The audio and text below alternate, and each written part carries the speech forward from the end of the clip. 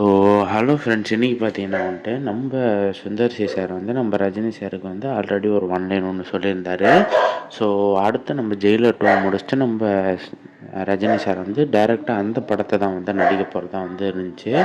So இப்போ பார்த்தீங்கன்னா அந்த படத்துக்கான ப்ரொடியூசரை நம்ம ஆர்கேஎஃப்ஐ தான் உள்ளே வர போகிறதா தகவல் வெளியாக இருக்குது.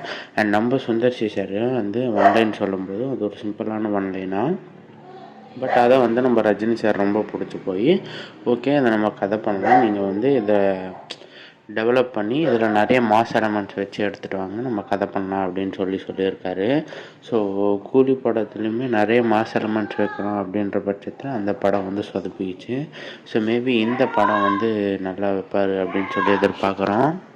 ஸோ யாரெல்லாம் இந்த படத்துக்கு பயங்கர வெயிட்டிங்கில் இருக்கீங்க அப்படின்றத மறக்காமல் கமெண்ட் செக்ஷனில் சொல்லிட்டுருங்க.